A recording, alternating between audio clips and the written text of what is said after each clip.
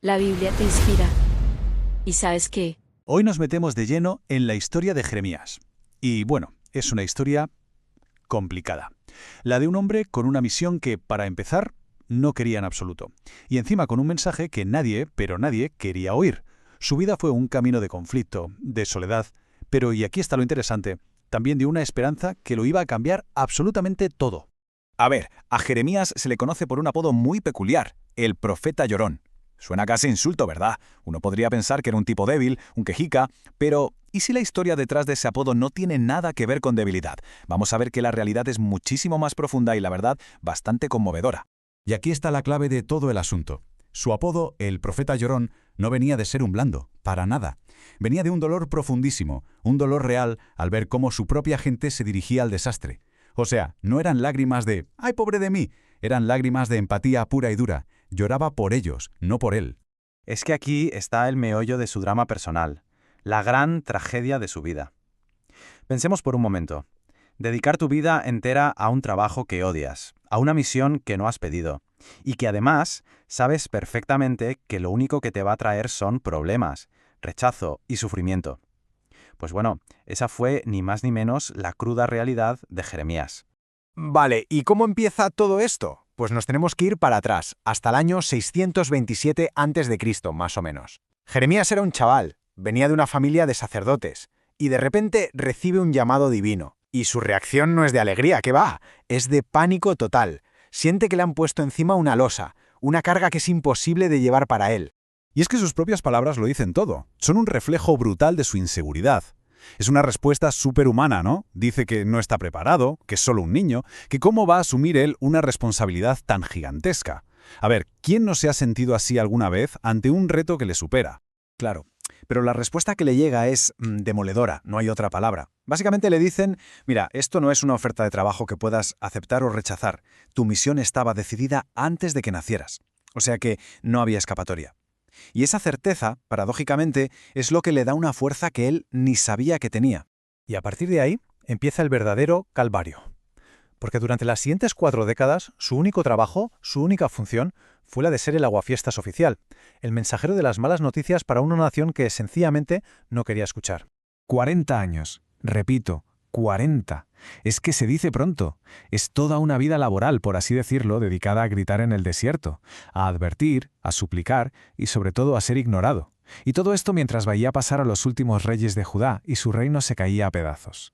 Claro, es que su mensaje no era una crítica suave, iba directo a la yugular, denunciaba la idolatría, la corrupción de los de arriba, la injusticia, pero la gota que colmó el vaso, lo que de verdad sacó de quicio a los poderosos, fue su insistencia en 2 cosas. Una, que la destrucción de Jerusalén era inevitable, y 2, la más gorda, que lo mejor que podían hacer era rendirse a Babilonia. Imagínate el panorama. Y este es el choque de trenes. Para el pueblo y sus líderes, lo que decía Jeremías era, simple y llanamente, traición, un desertor en toda regla. Pero para él era la pura y dura verdad. Dolorosa, sí, pero la única salida realista para que al menos la nación sobreviviera al desastre que él veía con una claridad que asustaba.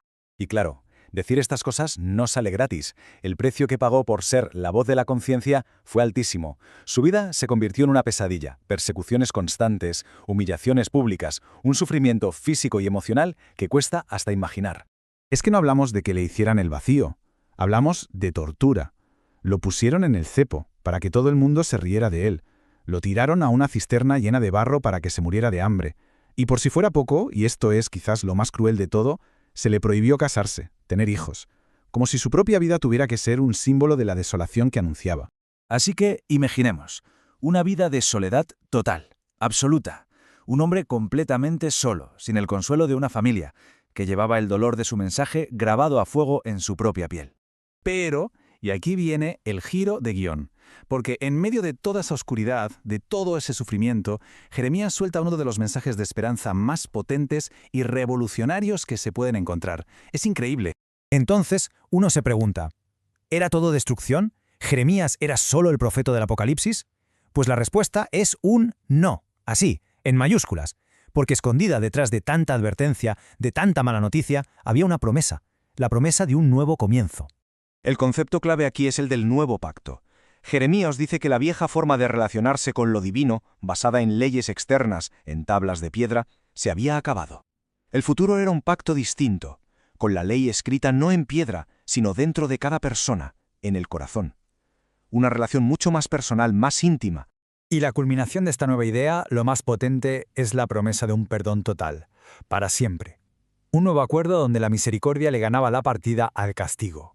Una idea que, por cierto, iba a tener un eco tremendo a lo largo de los siglos. Al final, Jeremías tuvo la desgracia de ver cómo sus peores predicciones se hacían realidad. Murió exiliado, lejos de casa. Pero a pesar de todo, su voz, su mensaje, sobrevivió, y su legado es mucho más grande que su propia vida. Cuando Jerusalén cayó, curiosamente, no lo mandaron a Babilonia con los demás, pero un grupo de compatriotas rebeldes lo secuestró básicamente y se lo llevaron a la fuerza a Egipto. Y fue allí, en el exilio, donde se cree que murió. Un final amargo y trágico para una vida tan sacrificada. Pero como decíamos, su historia no muere con él. Su legado nos llega a través de dos textos fundamentales. Por un lado, el libro de Jeremías, que es una mezcla de sus profecías y su biografía, y por otro, el libro de las Lamentaciones, que es un poema brutal, desgarrador, sobre el dolor por la caída de Jerusalén. Al final, toda su historia nos deja flotando una pregunta, una que sigue siendo igual de válida hoy que hace 2500 años. Su vida nos obliga a plantearnos qué hace falta para defender una verdad cuando todo el mundo está en tu contra. Nos habla de valentía, sí, pero también del precio, a veces altísimo, que hay que pagar por decir aquello que nadie quiere oír. Si te ha inspirado, dale like y síguenos para ver nuevos contenidos.